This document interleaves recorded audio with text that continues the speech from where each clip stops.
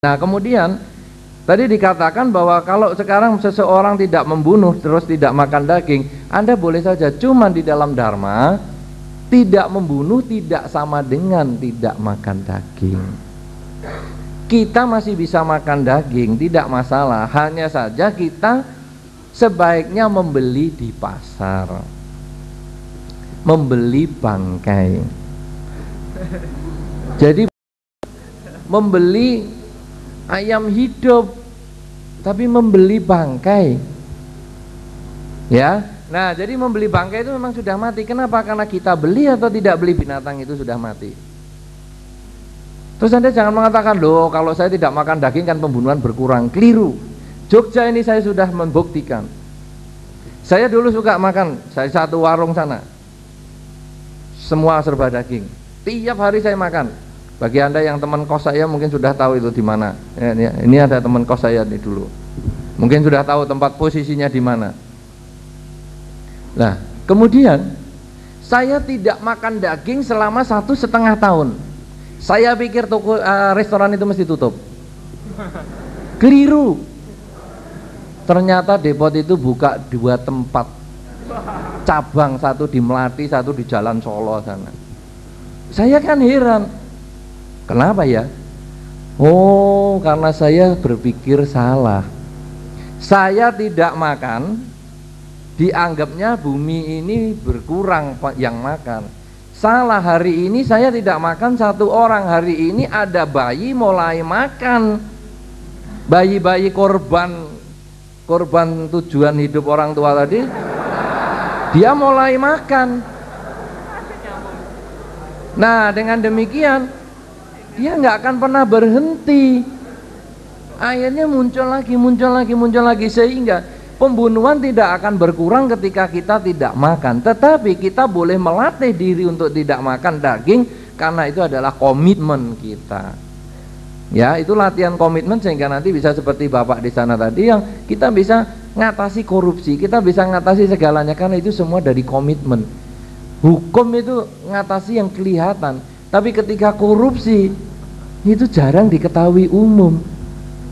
Karena kalau korupsi mesti sembunyi-sembunyi. Termasuk korupsi waktu. Jam kantor jam 8 datang baca koran. Itu kan korupsi waktu juga, ya. Nah, oleh karena itu sekarang tidak makan daging tidak masalah sebagai latihan. Apakah boleh dengan tujuan tertentu? Ya silahkan, karena itu memang merupakan latihan. Tapi jangan menganggap dengan tidak makan daging itu adalah yang paling benar. Tidak makan daging adalah pribadi Anda dan itu bagus. Tetapi tidak semua orang diukur dari makanan. Baik buruknya seseorang bukan karena makanan, bukan karena pakaian, bukan karena potongan rambut. Tetapi sebetulnya baik buruknya seseorang tergantung pikirannya dia. Perilaku dia berdasarkan pikiran, itu yang jauh lebih penting dari segalanya. Jangan tertipu dengan penampilan. Kemudian apakah hidup itu perlu tujuan? Saya kira pasti sekali. Kenapa demikian? Mungkin kita lahir karena kecelakaan, tetapi sekarang saudara-saudara, Anda pergi ke satu tempat itu pasti punya tujuan. Anda sekolah, Anda punya tujuan. Anda mengerjakan sesuatu, Anda punya tujuan. Anda datang kemari punya tujuan. Coba Anda sekarang keliling kota Jogja ini tanpa tujuan, Anda akan bosan. Sebentar lagi Malioboro, sebentar lagi Malioboro. Akhirnya apa tuh yang mau dicari? Tapi ketika Anda punya tujuan, Solo pun Anda akan bisa datangi, tempat yang jauh pun Anda akan bisa kunjungi. Kenapa? Karena Anda punya tujuan. Kalau sekarang hidup Anda, sekolah punya tujuan, makan Anda punya tujuan, tidur Anda punya tujuan, nonton film Anda punya tujuan, bekerja Anda punya tujuan. Semua ini bisa muncul karena Anda hidup. Masa hidupnya sendiri tidak punya tujuan? Itu kan sebetulnya kan aneh.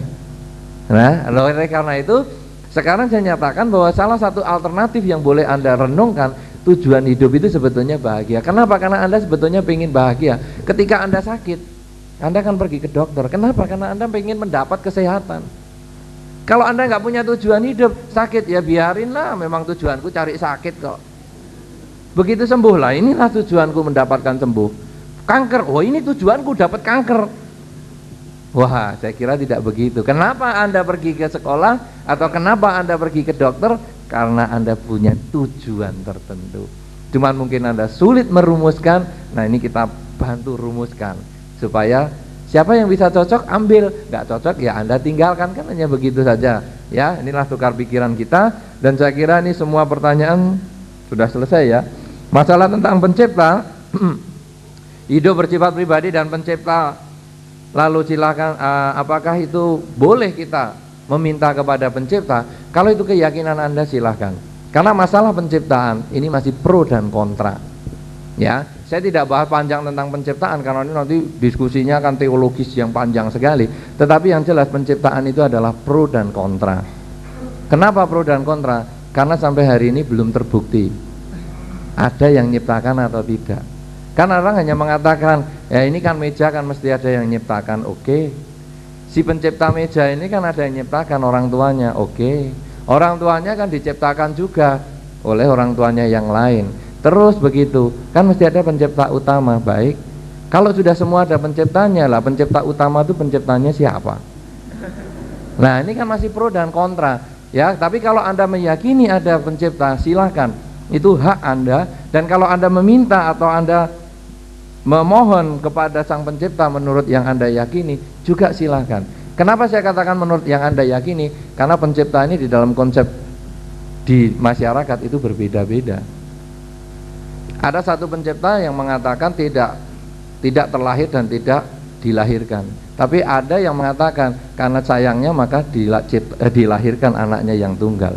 Ini kan sudah bingung ya. Nah tapi karena itu biarlah masing-masing punya pandangan sendiri, biarlah masing-masing punya keyakinan sendiri. Kenapa? Karena agama itu sebetulnya bukan kebenaran yang kita adukan.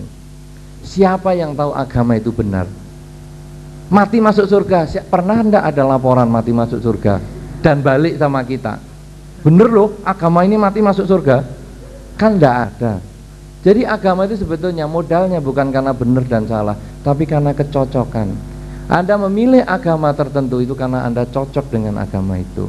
Anda tidak cocok dengan agama yang lain. Orang Jogja suka gudeg, orang Jawa Timur suka rawon.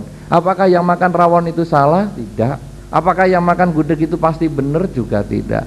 Anda suka gudeg karena Anda cocok dengan gudeg. Anda suka rawon karena Anda cocok dengan rawon. Tetapi benar dan salah bukan kita yang menilai. Tetapi bagaimanakah agama itu cocok dan tidak? Selama Anda ikut agama tertentu, sudahkah ada perubahan dalam diri Anda? Sudahkah Anda menjadi baik cara berpikir Anda? Sudahkah Anda menjadi baik ucapan Anda? Sudahkah Anda baik perilaku Anda? Kalau Anda sudah berubah cara berpikir, ucapan maupun perilaku Anda, maka Anda cocok dengan agama itu. Tetapi ketika Anda malah tambah galak, tambah kasar, mungkin perilaku Anda itu, interpretasi Anda terhadap agama itu yang salah. Tapi bukan agamanya yang salah, tapi interpretasi, penghayatan Anda pada agama itu sendiri yang salah. Tapi agamanya sendiri tidak salah. Ya, karena itu bukan benar dan salah, tapi kecocokan. Ya, nah oleh karena itu saya memilih agama Buddha adalah karena saya cocok dengan Buddhis. Tapi saya melihat agama yang lain, semua juga punya kebenarannya sendiri.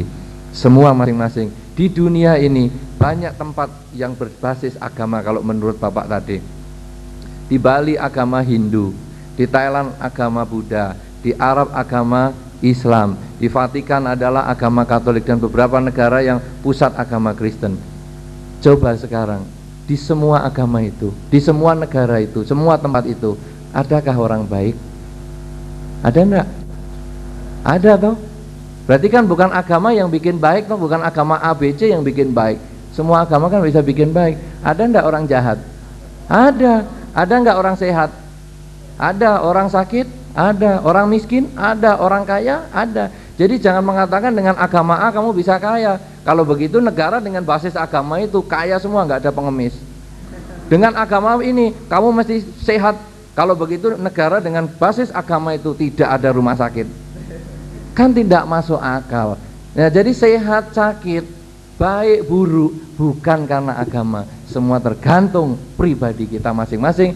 Karena itu kembali lagi agama adalah kecocokan, sehingga sebetulnya tidak layak kita menanyakan kamu agamanya apa. Karena itu sangat pribadi dan itu sebetulnya urusan kita sendiri. Itu adalah motivator kita untuk kita mengembangkan kebajikan masing-masing. Inilah yang perlu saya sampaikan sebagai akhir dari diskusi kita dan saya kembalikan kepada moderator, mudah-mudahan bermanfaat. Ya. Terima kasih. Mari.